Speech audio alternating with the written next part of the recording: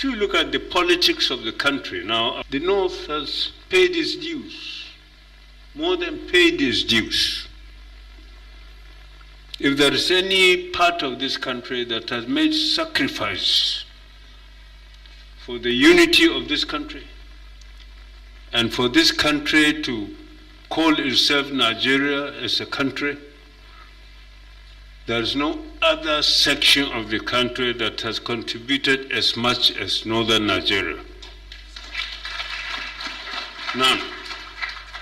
You can bring any area and debate it, and you find that the North paid more than paid its dues. In political terms, this is what now the turbulence in the country politics. The North must not show its face as to who in the next election, because it is not the turn of the North. Of course, I mean, you can look at it in various ways, legal or political. Certainly not legal. Our law books are very clear, the Constitution is very clear that I can stand the election 20 times and I can lose 20 times.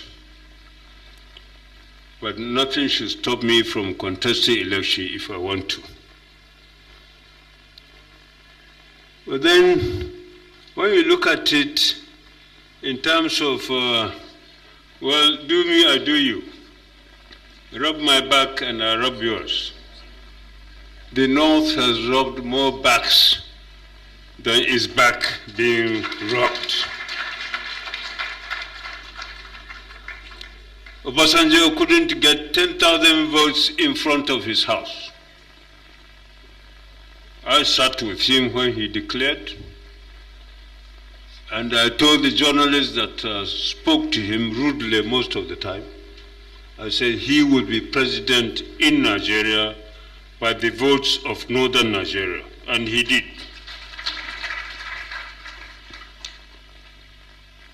Even there, well, we got paid back somehow.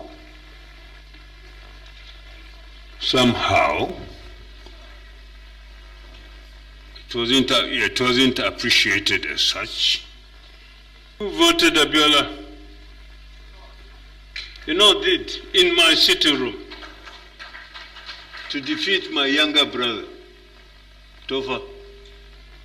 All these are sacrifices being made by Northerners. But the issue shouldn't have been we have no right to contest. Certainly, this is the reason why we are saying now that the issue in Nigerian political environment must be based on democratic tenets only. There will be no issue of reserving anything for anybody. If you win an election, you win on the basis of this thumbprint. If you win, we'll accept. But if we win, there's no way you can deny us victory. No way. We will not accept that at all, and we'll be ready. So this is the point. We are not denying anyone their rights, and nobody will deny us our rights. Nobody.